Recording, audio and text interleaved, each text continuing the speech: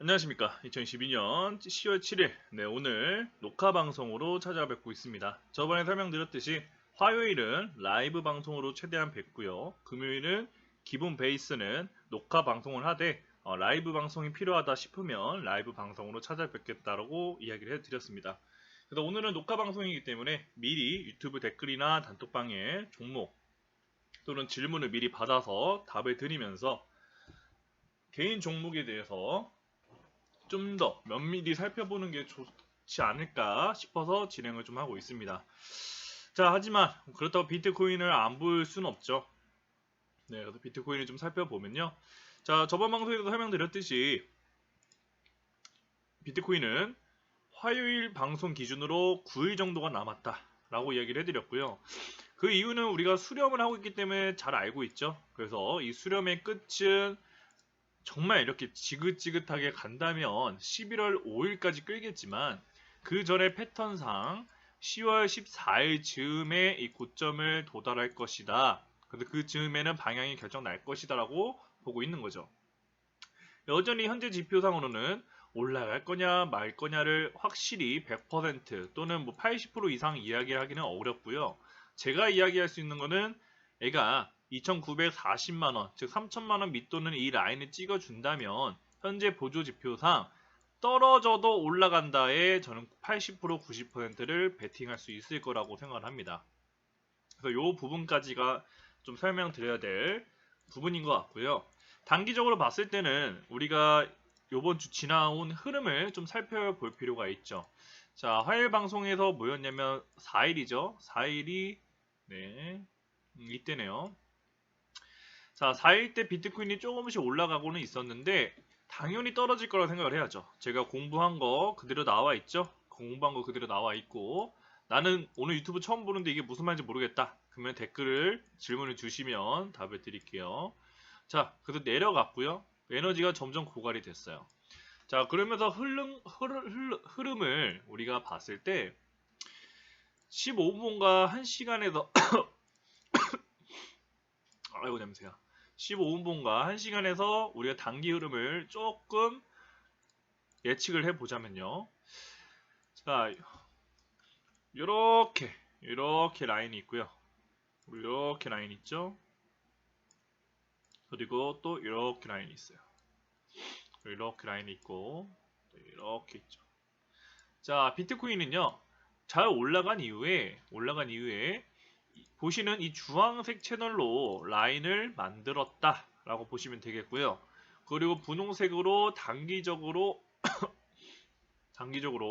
박스권을 만들었다라고도 보시면 돼요. 근데 이 박스권을 오늘 지켜주는 척 하다가 부러졌어요. 부러지면서 어디까지 내려가요? 여기까지 내려갔죠. 그리고 올라가지고 있는데 자, 보시면 또 공부한 거 있죠? 자, 바닥이 이렇게 나오고요. 그러면 여기서 한 번 더 빠질 수 있겠죠? 이 한 번 더 빠짐이 이 라인이어야 돼요. 그죠? 빠지더라도 얘가 또다시 빠지더라도 요 라인 2,800만 원을 깨지 않는 선에서 지지를 받아줘야 여기서 올라갈 가능성이 생겨요. 근데 그 올라갈 가능성이 어디까지 가느냐? 어디까지? 다시 채널의 중심까지. 여기까지가 단기적인 목표로 봐야 돼요. 왜냐? 자, 큰형이 더 빠졌죠. 그래서 올라가더라도 또 눌릴 수 있을 거라고 봐야 되고 이 중심을 넘어서야 드디어 이 자리까지 올라갈 수도 있겠죠. 그래서 지금 제일 좋은 전략은 비트코인이 빠졌을 때 이미 매수하신 분이 있을 수도 있고 빠진다는 가정하에 2,800만 원까지 분할 매수나 또는 2,800만 원을 지켜줬을 때를 기준으로 매수가 가능하겠죠. 근데 그렇게 높은 확률은 아니에요. 그래서 요 라인에서 쇼부를 봐야 되고 요 라인에서 성공을 한다면 요 정도의 상승률 한 3% 될까요? 2, 3% 정도나 또는 그 이상을 노려볼 수는 있으나 그렇게 시도할 확률이 높진 않고요. 제가 추천드리는 거는 오히려 비트코인이 2,850만 원을 다시 살려서 요 라인을 터치를 해준 다음에 이 라인에서 눌릴 때 그때 보조지표 근거가 된다면은 즉 앞으로 7일 3일간의 거래를 보고 결정하시는 게 더 좋을 것 같습니다. 근데 현재 자리에서는 올라갈 거다 내려갈 거다라기 좀 그렇고, 그럼 올라간다 해도 진입한다기보다는 얘가 빠지더라도 공부한 대로 나오면 매수가 괜찮다. 손절을 잡더라도 또는 올라가서 2,850만 원 살리면 그때 고민하자. 이런 관점으로 가져가시면 될 것 같아요. 그래서 이번 주 마지막 남을 시장의 비트코인의 방향성에 대해 시장을 간단하게 보시려면은 요 라인을 기준으로 보시면 될 것 같습니다. 요 라인을 살리냐 못 살리냐에 따라 상승이냐 하락이냐를 결정하게 될 거예요. 비트코인 짧게 이렇게 설명을 드리고요. 질문 주신 것들이 많아요. 그래서 질문 주신 것들 한번 빠르게 보겠습니다. 자, 먼저 질문 주신 게 세타퓨엘이 수렴 중인데 분석 부탁드립니다.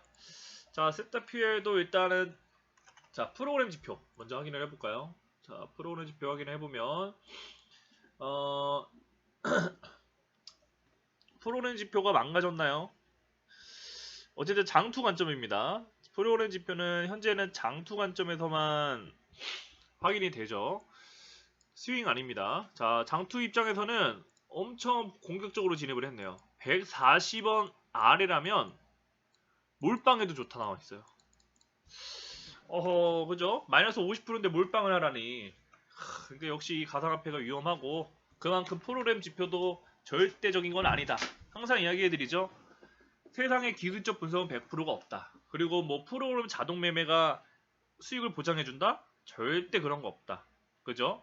확률을 내가 높이기 위해서, 일손을 줄여주기 위해서 진행을 하는 거지, 내가 이 공부하고 있는 보조지표나 또는 뭐 퀀트라고도 하죠. 그런 매매법에 대해서 그게 100% 이거는 진짜 내가 뭐 발명했다. 에디슨처럼 발명했다. 절대 그런 거 없다. 그런 거에 속지 마세요. 그냥 도움을 주는 거지 이게 무조건 수익이 난다. 다 사기예요, 사기. 세상에 그런 건 없어요. 과장 홍보죠. 거짓 홍보고. 절대 그런 건 없습니다. 조금 더 확률을 높일 수는 있겠으나 100%는 없다. 꼭 기억하시기 바랍니다.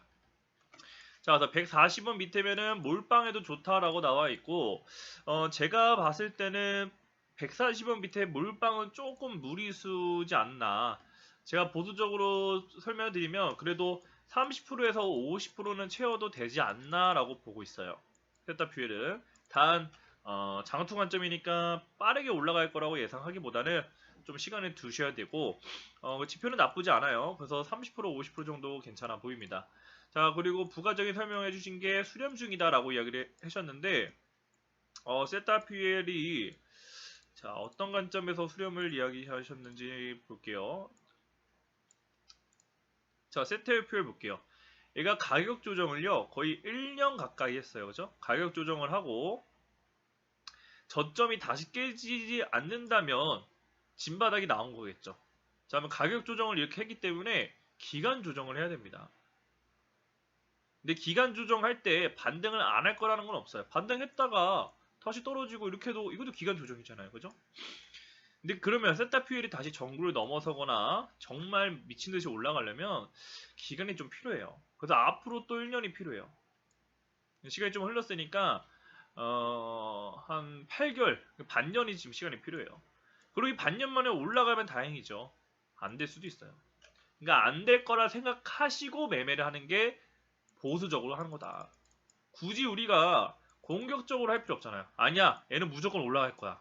이 상태로 투자하기보다는 보수적으로 해야 공격적으로 하더라도 조금 먹지만 왜냐면 비중 조절할 거잖아요. 그죠? 조금 먹겠지만 안정적으로 리스크를 관리할 수 있겠죠. 자, 그래서 세타퓨엘은 우선은 이렇게 기간적으로 보시고요. 일단 라인을 돌파하긴 했어요. 돌파하고 단기적으로도 나쁘진 않습니다. 나쁘진 않은데 지금 단기적으로 좋으려면은 이렇게 이야기를 해드려야 될 것 같아요. 세타퓨엘은 깨지더라도 올라가야 된다. 깨지더라도 올라가야 되는데 글쎄요. 간당간당하죠. 지금 세타퓨엘 같은 경우는 전략을 세울 수 있는 게 저점을 깨기 전까지는 매수가 가능할 것 같아요. 그래서 저라면은 지금 그래도 지표가 어느 정도 있으니까 그냥 간단하게 70 그냥 저점 74원 깨지지 않으면은 일단 진입해보자. 근데 이거는 성공 확률 낮아. 이렇게 보시면 되겠고요. 근데 그 전략보다는 내가 비중 관리를 한다. 지금 한 20% 정도 사는 거예요. 20% 정도 사고 깨지죠? 그러면 더 밑을 보세요. 더 밑을. 긴 싸움을 해야 돼요. 단 장투라면 내가 단타를 봤는데 이거를 20% 사놓고 버티면 안 되겠죠?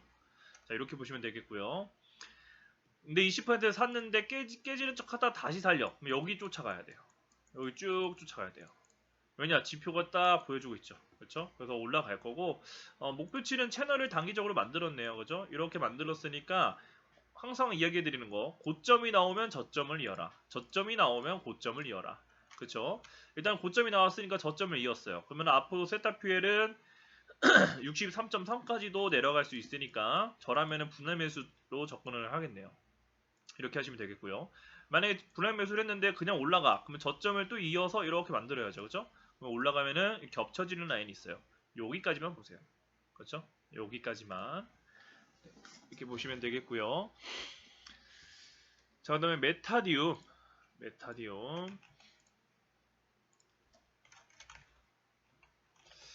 자, 메타. 주식 차트에서는 메타가 정말 좋아요. 정말 좋은데, 과연 얘도 같을지. 자, 메타디움은 지금 프로그램 지표에서는, 이제 이거 했던 걸 체크를 해야 되나? 중복적으로 이야기를 하면은 지겨우실 것 같으니까, 세타표에 오늘 봤죠? 장투 관점. 메타디움. 자, 그러면은, 아이고. 자, 메타디움은 일단 프로그램 지표에서는 62원 아래일 경우에 한 40% 정도 괜찮다고 나와 있네요. 그러면은 내가 이 프로그램 지표를 조금 신뢰해. 그리고 내가 볼 때도 그래. 그러면은 사시면 되겠네.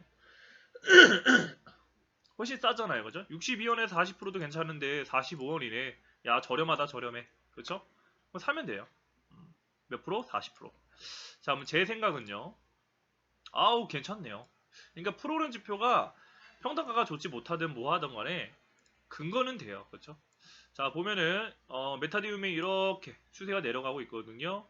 근데 지표가 나쁘지 않아요. 이렇게 바닥을 만들었죠. 근데 이 에너지가 높아져야 되는데 확실치는 않아요. 그죠? 그러면 얘는 나중에 여기를 닿았다가 갈 수도 있어요. 그러면은 뭐 완전 아정 나는 거죠. 그렇게 되지 않는다고 생각을 해야겠죠. 그리고 매매를 해야 되는 거고, 날봉을 봤을 때는 그렇게 좋지 않아요. 그러니까 지금 다들 저점을 깨려고 그러네. 에타디움 그렇게 좋지 않아요. 그러니까 단기적으로 좋지 않아요. 그래서 저점을 깼다 가면 같이 좀 흔들릴 거라 보여지고, 그러면 결국 얘가 뭐 여러 가지를 봤을 때 다시 내려가더라도 거기는 손절하는 구간이 아니라 매수해야 되는 자리이긴 하네요. 그래서 매수를 해서 반등에 그칠 때 수익을 좀 내셔야 될 것 같고, 아마 정말 많이 올라가도 단기적으로 200원이지 않을까라고 보시는 게 제일 좋을 것 같습니다. 근데 지금 사라고 추천드리기엔 좀 그러네요. 단타나 스윙은 수렴 중이라 해도, 그래서 장투 관점이면은 관심을 가져도 좋으나 단타 스윙은 그냥 그렇다라고 보시면 되겠습니다. 자, 이오스입니다. 이오스. 자, 이오스도 메모해놓고.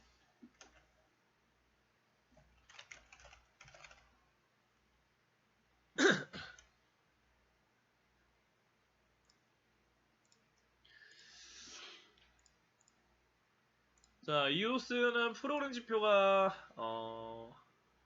얘도 괜찮네요. 자, 2,100원 밑에다. 내가 이오스가 2,100원 밑에다. 그러면 40% 정도, 40%에서 50% 정도 매수해도 좋다라고 이미 이전에 나왔어요. 그래서 5월달에 이미 결과가 나왔고 여전히 매도 시그널은 나와 있지 않습니다. 이렇게 올라가더라도. 그러니까 장투 관점이죠. 스윙이라면 여기 팔았어야죠. 그죠? 시그널이 최소한. 이 부분 참고하시면 되겠고요. 당연히 저는 이 종목을 보고 있기 때문에 바로 알 수 있어요. 제가 보더라도 좋습니다.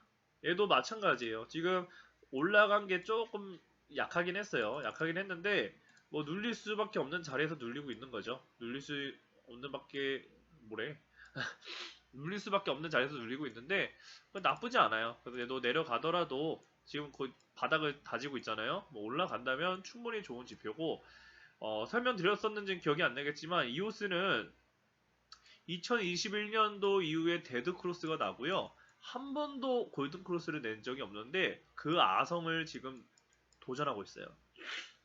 그렇죠? 그래서 이거는 엄청나게 전환이 되는 시점입니다. 그럼 여기서 다른 게 흔들리더라도 결국 이 자리를 가지 않을까. 이렇게 보시면 되겠고요.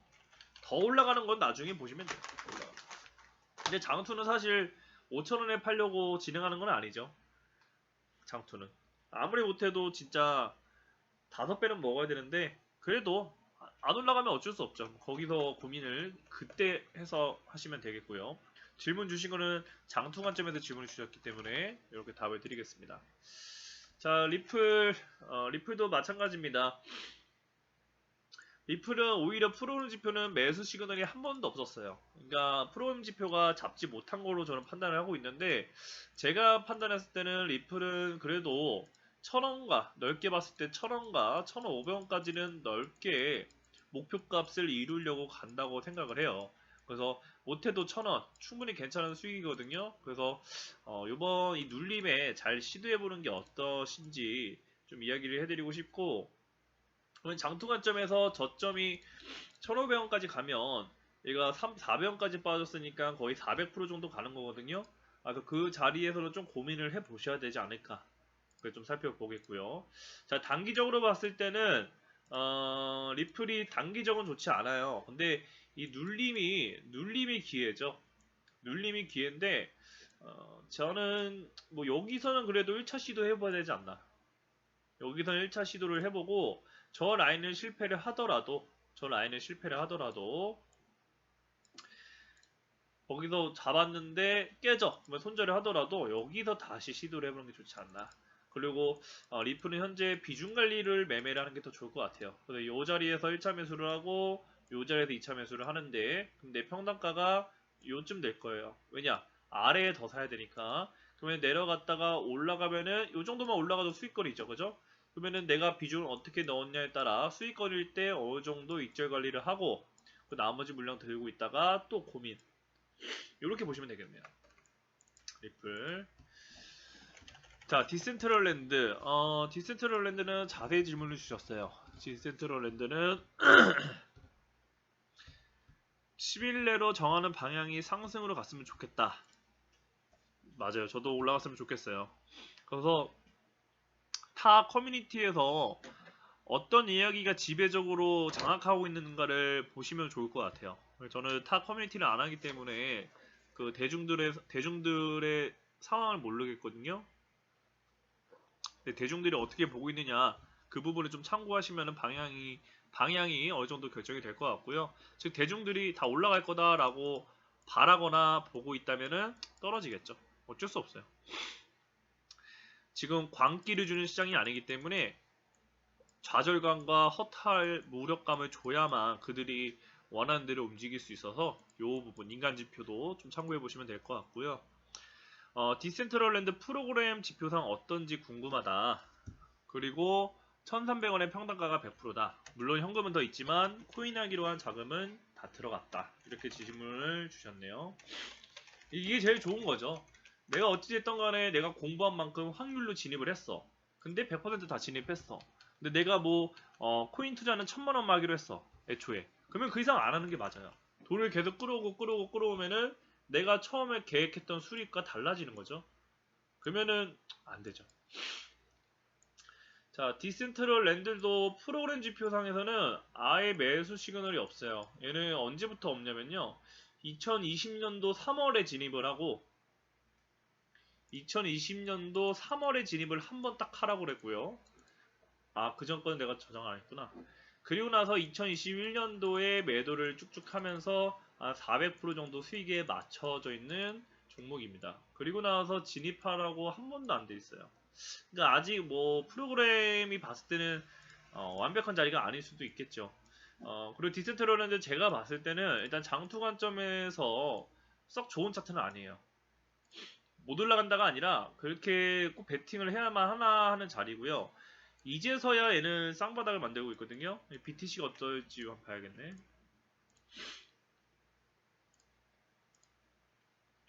네, BTC도 그렇게 안 좋아요. 그래서 얘는 근데 단기적으로 날봉이 그래도 자세히 봐야겠네요. 자, 일단 주봉에서는 자세히 볼 수가 없어요. 왜냐? 너무 잘 움직였어요. 너무 잘 움직였기 때문에 디테일하게 볼 필요가 없죠. 그죠? 그냥 올라왔다 떨어졌으니까. 그러면 현재 지표를 보는데 이제 외바닥과 쌍바닥을 만들어요. 그러면 1,300원인데 내가 100%를 진입했다는 가정하에 이렇게 진입을 하셨고, 이 평단가에 맞춰서 전략을 분석을 하면 얘는 올라갔을 때 무조건 정리해야 돼요. 무조건 정리를 해야 됩니다. 물론 떨어질 때도 손절을 해야 돼요. 근데 손절의 양 방향 다 설명드릴게요. 자, 그래서 얘가 에너지가 쌍바닥으로 올라갈 때 반드시 정리가 필요하다. 분할 매도가 필요하다. 또는 떨어졌을 때 손절을 해야 더 심하게 떨어졌을 때 대응이 가능하다. 이렇게 보시면 되겠고요. 과거를 봤을 때 한 번 더 빠질 가능성이 있거든요. 그러면은 얘는 수익 실현을 하거나 본절에 오려면 내년 초는 돼야 돼요. 최악의 경우. 그렇기 때문에 좀 힘들 거다라고 보시고, 그러면은 장투보다는 단기적으로 좀 디테일하게 분석을 해서 잘 나올 수 있느냐를 봐야 되는데, 단기적도 좋지 않아요. 그죠? 단기적도 현재로는 부러졌다 가더라도 부러졌다 가겠다 이렇게 이야기를 하고 있어요. 근데 부러졌을 때가 이제 마지막 마음을 흔들겠다라고 마음을 먹었네요. 그죠? 이 마지막에 100% 손절을 다 해버리면 그 물량 받아먹고 갈 놈이에요, 얘는. 그래서 이 에너지가 그래도 이미 100%다 사버렸잖아요. 그러면 그냥 버텨야 돼요, 얘는. 이렇게 될 때까지. 이렇게 될 때까지 버티는데 얘가 이제 올라가죠. 이 올라가는데 내가 생각했던 것보다 못 올라가면은 손절을 하더라도 비중 손절을 반드시 해야 됩니다. 자, 디센트럴랜드를 분석을 좀 해보면,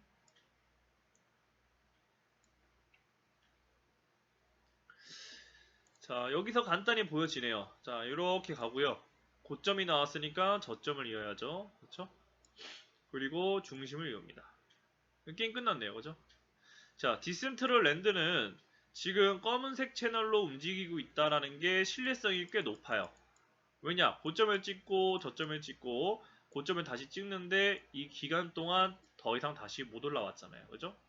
그리고 얘가 과정을 보면은 중심에서 헤매다가 내려가요. 근데 이때는 안 가요. 또 치사하게. 왜냐면 처음 떨어진 거기 때문에 그들 입장에서는 이 검은색 선이 이미 보여졌지만 알기가 쉽지 않은 거죠. 그러니까 처음 떨어졌을 때 잡는 게 고수죠. 쉽지도 않고. 근데 떨어졌다 올라갔다 눌렸을 때 잡는 게 보수적인 투자고요. 그렇죠? 여기에 잡으면은 신이고요. 그죠? 물론 운이 아니라 매번. 자, 근데 그들은 내려가는데 중심을 지키다가 그 다음에 어디 지켜요? 하단 중심을 지켜요. 하단 중심. 그리고 올라가다가 계속 못 올리다가 ARI 올라가요. 그리고 드디어 이 채널의 정보를 대중들한테 공개를 하죠. 자, 공개합니다. 자, 채널의 정보를 공개합니다. 공개를 했죠. 그러니까 여기 중심에서 어느 정도 지키는 거예요. 그럼 여기서 보조지표를 딱 보니까 이거 나쁘진 않은데 여기 중심 깨면 좀 위험하겠다. 그래서 저는 요 라인을 깨면 안 되고요. 신규 투자자들은 820원까지를 1차 목표로 보고 분할 매수를 해도 좋은 자리라고 보는 거죠. 그러면은 지금 질문 주신 분은 이 중심을 이탈하면 820원까지도 깨질 수 있고 최악으로는 요 자리 400원까지도 내려갈 수 있다고 봐야 돼요. 최악은. 얘가 이 채널을 이렇게 만든 걸 여기서 깨는 거잖아요. 그죠? 그렇기 때문에 400원까지도 내려갈 수 있다고 봐야 돼요. 그럼 내가 400원에 대응을 할 수 있느냐? 못하죠. 왜냐? 100%를 진입했으니까. 그러면은 여기서 내가 또 갈려요. 내가 떨어졌을 때 현금이 있으면 살 수 있는 대응력이 있느냐? 대응력이 있다면 마음 아프지만 950원이 깨지면 50% 손절해야 돼요. 그러니까 마이너스 몇 프로예요? 마이너스 27%지만 손절해야 돼요. 대응이 가능하다면. 그래야 다시 400원대에 준비를 해서 내 평단가가 1300원이죠. 여기네요. 여기. 어쩔 수 없어요. 이렇게 냉정하게 봐야 돼요. 하고 여기 진입을 해서 내 평단가가 이 정도로 맞춰놔야지. 그죠? 50% 50%니까. 근데 이것도 샀다는 기준이에요. 못 살 수도 있어요. 그래서 대응이란 게 쉬운 게 아니죠. 그래서 잘 샀는데 다행히 올라가. 근데 이제 어디가 벽이에요. 이 중심이 벽일 수가 있죠. 그러면 딱 내 본절 근처 와요. 그럼 본절에서 다시 100%에서 50% 줄여줘야 돼요. 올라가더라도. 그럼 내 평단가가 낮춰진 작업이 되고 여기서 올라간다. 그러면 여기서 복수하면 돼요. 여기 올라가는 때. 또 얼만큼? 또 25%. 근데 이게 왜 이렇게 되냐? 이 중심까지 갔다가 일로 못 올라가고 또 이렇게 빠지면 어떡해요? 계속 전략적 분할 매수를 마디값으로 해야 나중에 크게 복수할 수가 있어요. 버틸 수도 있고. 그렇죠? 이렇게 보시면 될 것 같아요. 자, 이건 떨어진다는 가정이고 대응을 못하면 그냥 끝이죠. 대응을 못하면 손절하면 안 되죠. 뭐 이미 그러니까 전부 손절을 하던가. 근데 올라간다. 820원을 지키고 올라간다. 그러면은 얘는 일단은 여기가 어쩔 수 없이 저항이에요. 그러면 시간적으로 다행히 올라오면 1300원은 좀 못 미치는 라인까지 오거든요. 그러면 이 라인을 계속 가지고 계시다가 아니다 나는 일을 해서 바빠. 그러면은 그냥 1200원에서 1250원에 50%다 예약 매도 해주세요. 다행히 살려줬어. 정말 고마워 디센트럴랜드. 너가 날 살려주는구나. 올라오면 아씨 조금만 더 버티면 수익인데 라고 하지 마시고 100%를 진입했기 때문에 이 평단가의 절반 정도를 예약 매도 세팅을 해두세요. 그럼 정말 다행이다 라고 생각을 하시고 그냥 또 올라가. 그러면 이제 나머지 또 그때 봐야 되는데 여기가 이제 저항이잖아요. 얼마? 1700원 정도. 여기에서 입절을 또 하면 전체적으로 봤을 때 플러스예요. 그 정도에 만족해야 되지 않을까 라고 보여집니다. 자, 요렇게 보는 게 제일 좋은 전략일 것 같습니다. 디센트럴랜드 이렇게 보고요. 자, 뉴질랜드라는 게 있어요. 뉴질랜드랑 환율 분석. 또 환율이 또 많은 사람들의 뉴질랜드가 뭐지? 국가. 나 코인 종목인 줄 알았네. 야, 뉴질랜드. 야, 처음 보는데요? 뉴질랜드는 화폐 단위가 뭐냐? NZD, USD.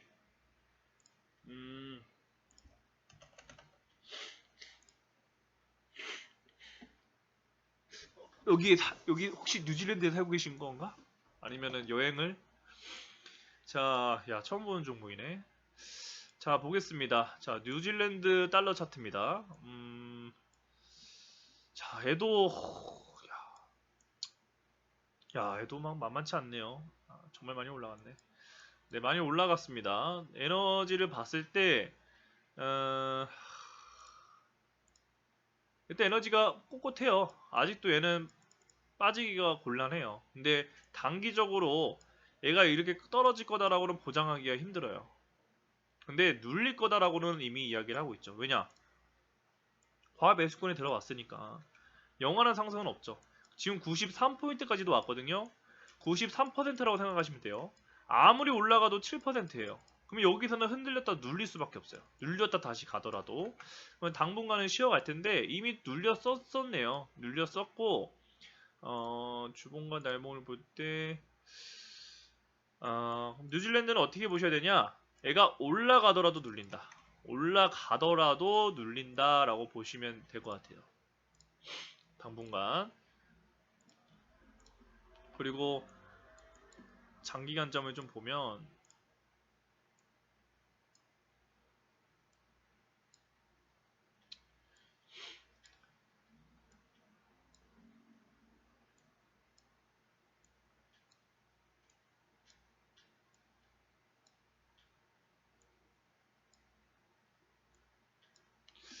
자, 우리가 한번 채널을 찾아보죠. 자, 채널을 찾아봤을 때 요렇게 아이고 색깔이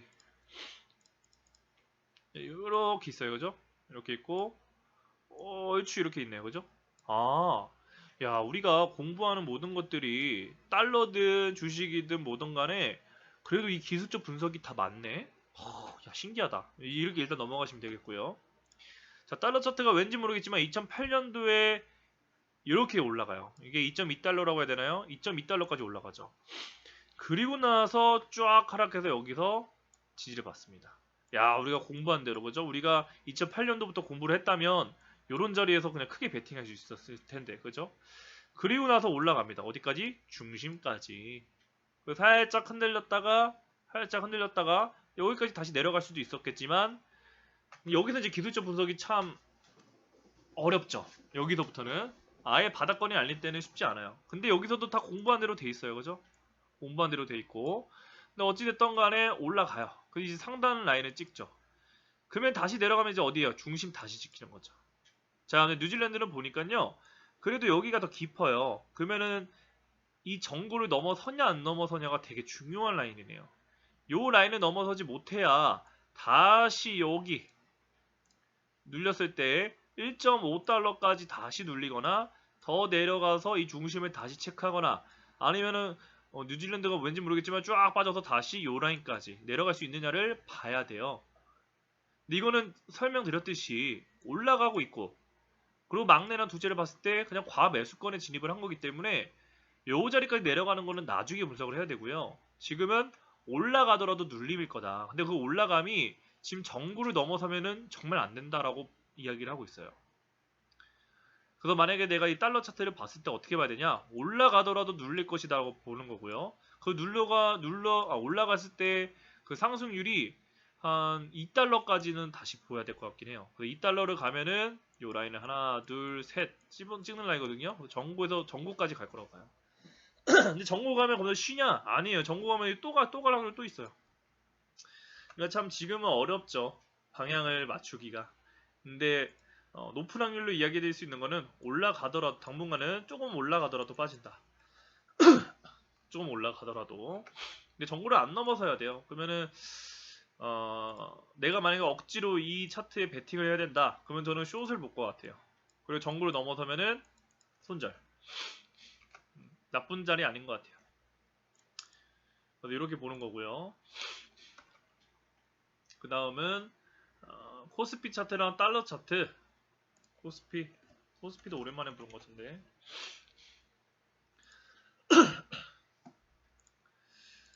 코스피 차트. 코스피 차트를 한번 월봉부터 봐야 되는데.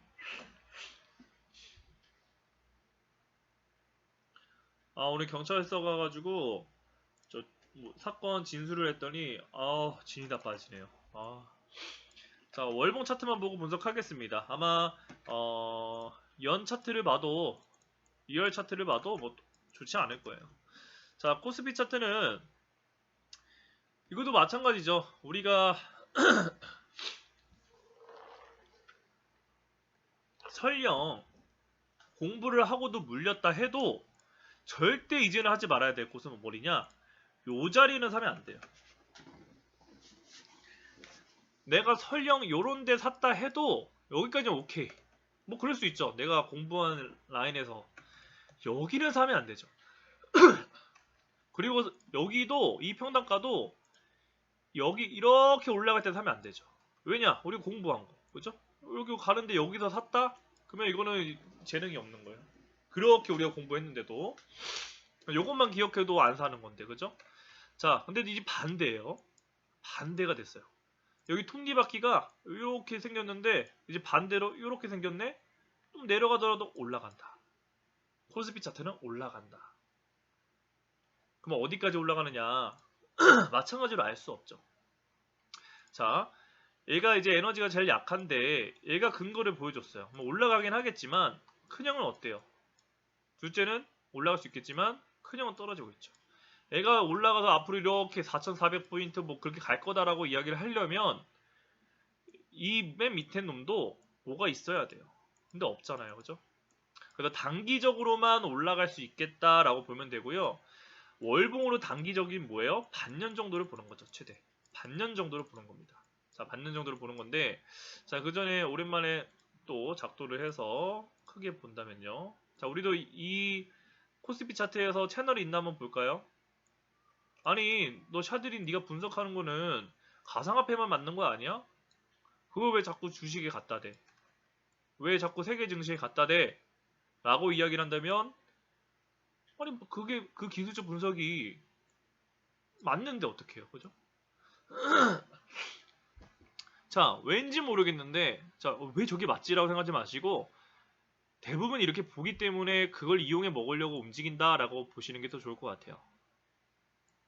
자, 이렇게 보면, 자, 얘도 채널을 만들어 놨어요. 자, 채널을 좀 보기 쉽게 위해서 색깔을 좀 바꿔보면, 분홍색.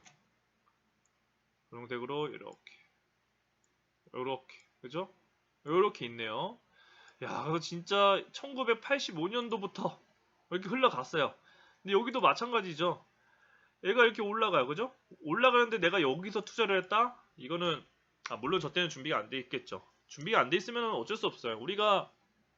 우리도 저도 마찬가지고 2018년도에 처음으로 투자를 처음 해봤는데 펀드도 그런 것도 안 해보고 처음 했는데 공부를 안 했으니까 그 값을 제대로 지불했잖아요. 그리고 두 번째는 안 돼야 되고 반대로 두 번째 기회에는 잡아야죠. 그죠? 내가 흘러갔어요. 흘러가면서 여러 가지 역사가 있었는데 여러 사태가 많았죠. 다시는. 그리고 나서 얘가 고점을 찍고 저점을 찍습니다. 그리고 반등을 하는데 그 라인이 어떻게 돼요? 이 채널의 중심이죠. 또 기가 막히게. 그리고 여기서 헤매다가 패턴 만들고 올라가요. 올라가는데 마찬가지로 여기서 내가 샀다? 이거 안 돼요. 그죠? 여기 내가 만약에 1989년도에 공부했어. 그럼 2009년도에는 투자하면 안 되죠. 설령 다시 여기 사더라도. 자, 왜냐? 또 여기 너무 자세히 되어 있네. 그죠? 근데 올라가는데 채널을 딱 지켜줘요. 그리고 채널 정보가 나왔죠. 그러면은 내가 여기 다 팔았다 해도 수익이 엄청났을 거 아니에요. 그러면 요 하단 라인에는 아무리 못해도 사야죠. 분할 매수로 접근해도 이렇게는 샀어야 돼요. 1차 매수는 무조건. 채널이 완성됐는데. 그럼 이 하단 라인에 사는 거예요. 여기 한번 두 번, 여기 밑에 한번 두 번. 그리고 올라가는데 그러면 여기 중심에서 떨어질 거라 생각을 했어. 근데 더 올라가. 그러면 여기서 1차 액절, 2차 액절 하는 거죠. 야, 대박이다. 그죠? 그럼 여기 이제 몇 번 찍었어요? 3번. 그리고 막 조정을 하는데 어디서 지켜요? 중심을 지킵니다. 이 중심을 지키고 여기서 다시 올라가요. 근데 여기는 잡기 정말 어려웠을 것 같아요. 중심이니까 좀 사보겠다라는 거 아니면은 단기적으로 주봉이나 날봉에서 스윙이나 단타로 보시면은 좋은 자리였던 거죠. 그리고 올라갑니다. 근데 우리가 공부했던 게 뭐예요? 야, 이거 네 번째면 돌파다. 야, 미쳤다. 이거 올라가는 거 아니야 했지만 우리가 또 뭘 공부했어요? 여기가 좀이라면 이거를 한 번으로 치자. 그럼 여기가 몇이에요? 세 번째죠. 오늘 기술적 분석이 너무 많은데. 이건 원래 타겟방인데 어쨌든 공부는 중요한 거니까요. 왜냐면 유튜브에서 너무 자세히 이야기를 하면은 재미없어 하세요. 막 나가는 게 보여. 약간 채팅은 안 치지만 그냥 올라간다 만다 수익이나 이야기에 이런 게 느껴져서 막 이런 이야기를 할 수 없을 것 같은데 그래서 녹화 방송의 장점은 이건 것 같아요. 흔들리지 않고 공부 전달해 드릴 수 있는 거. 자, 세 번 찍고 빠집니다. 그들은 목표치를 또 이루고 빠져요.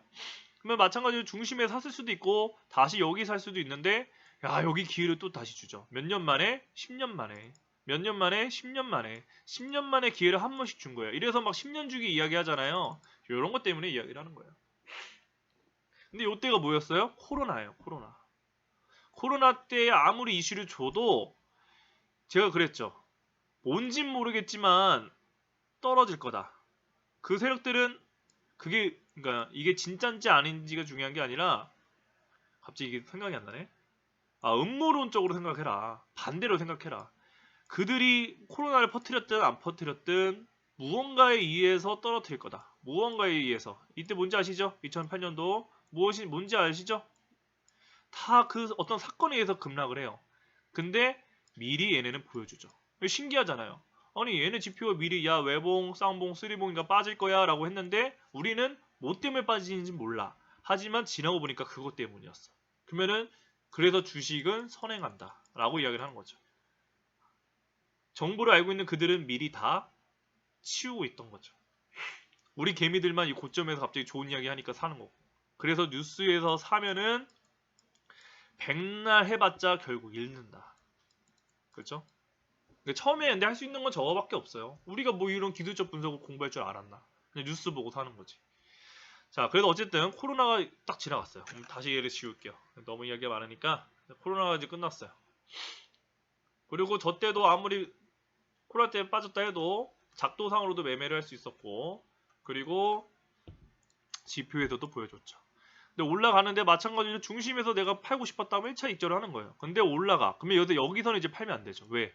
야, 여기 한 번, 여기 두 번, 여기 세 번인데 네 번째잖아. 돌파하는 거 아니야? 야, 왔다, 야, 왔다. 그죠? 그러면 저는 여기 돌파했을 때 4천 얼마야? 4,000포인트 열려 있었어요. 4,000포인트까지 열려 있었는데 이제 타겟방에서 질문 주실 때 그랬죠. 하지만 아쉽지만 끝났다. 끝났다. 삼성전자 막 5만원, 6만원대 물어보셨는데 9만원 갔을 때 끝났다라고 얘기했어요.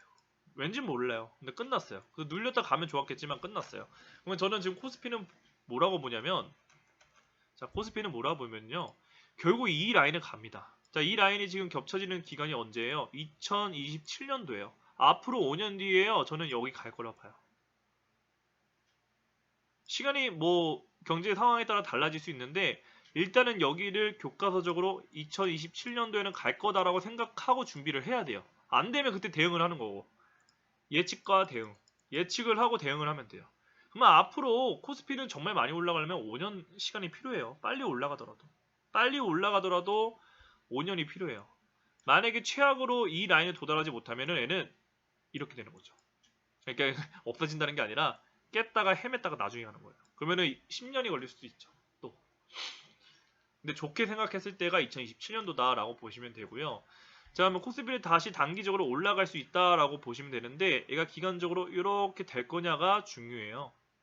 자, 이런 흐름을 알고 매매를 하셔야 돼요. 자, 올라가면 아무리 올라가더라도 정말 많이 올라가더라도 4,300포인트, 그러니까 4,000포인트를 넘어서면은 이게 매물을 해야죠. 내가 기억을 해놔야죠.